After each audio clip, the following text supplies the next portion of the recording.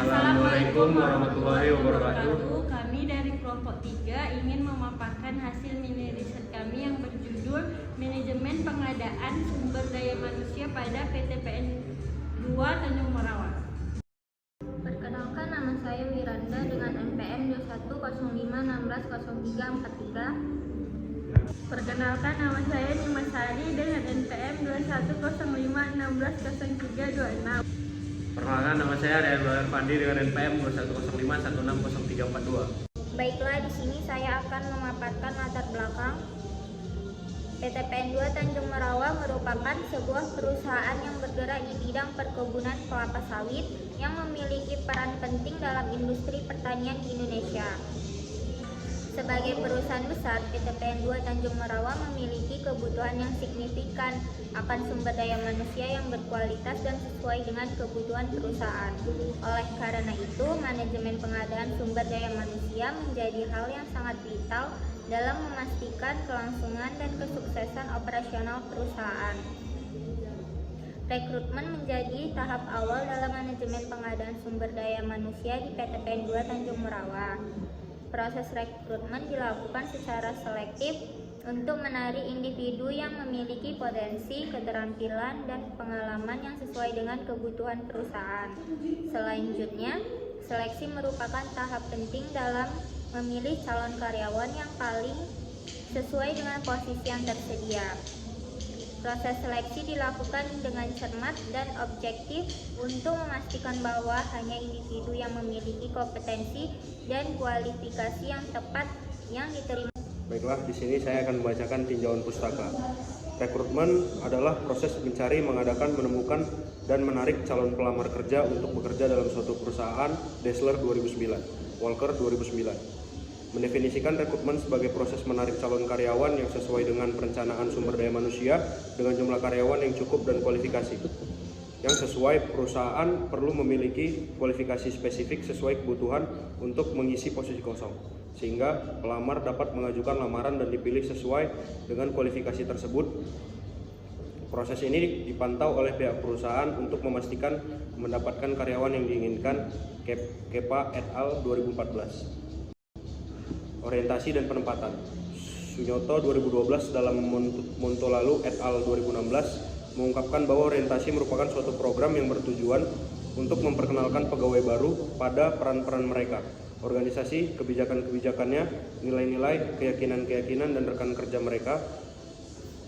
Menurut Ardana et al. 2012, orientasi adalah kegiatan yang dilakukan dengan tujuan untuk memperkenalkan tenaga kerja baru kepada tenaga kerja lama atau manajemen secara menyeluruh sesuai dengan hierarki perusahaan.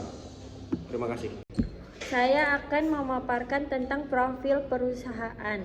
PT Perkebunan Nusantara II merupakan hasil penggabungan PTP 2 Persero dan PTP 4 Persero yang didirikan berdasarkan Akte Notaris Harun Kamil SH, ditetapkan di Jakarta pada tanggal 11 Maret 1996 dengan Akte Nomor 35 Akte Notaris Nur Muhammad Dipo Nusantara Pua Upa SH Nomor 33 tanggal 13 Agustus 2008 dan beberapa kali mengalami perubahan dengan diperbarui kembali sesuai Akte Notaris Nomor 8 tanggal 25 Juli 2019 tentang pernyataan keputusan para pemegang saham PT Perkebunan Nusantara II nomor S43PU/MBU/06/2019 nomor DSPN/KPPS/30/6/2019 tentang perubahan jenis saham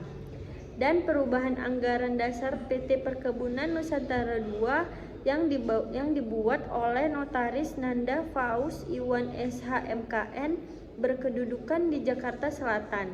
Wilayah kerja PTPN 2 terletak di 6 kabupaten atau kota di Provinsi Sumatera Utara, yaitu Kabupaten Langkat, Kabupaten Deli Serdang, Kabupaten Serdang Berdagan, Kabupaten Padang Lawas, Kota Medan, Kota Binjai, dan Papua terletak satu wilayah yaitu Kabupaten Kerom. Selanjutnya, saya akan memaparkan kesimpulan. Proses rekrutmen dan seleksi di PTPN 2 Tanjung Morawa merupakan langkah krusial dalam mengelola sumber daya manusia. Melalui proses yang terstruktur dan transparan, perusahaan memastikan bahwa karyawan yang direkrut memiliki kualifikasi yang sesuai dengan kebutuhan perusahaan. Tahapan-tahapan seleksi mulai dari seleksi administrasi hingga wawancara dengan direksi dirancang untuk mengidentifikasi individu yang memiliki potensi dan kompetensi yang diperlukan untuk berkontribusi secara optimal dalam lingkungan kerja perusahaan. Selain itu, penempatan karyawan berdasarkan keahlian, pendidikan, pengalaman kerja, dan kebutuhan perusahaan membantu memastikan efisiensi dan kelancaran perusahaan. Sekian paparan saya, terima kasih. Sekian pemaparan hasil mini riset kami ucapkan terima kasih. Wassalamualaikum warahmatullahi wabarakatuh.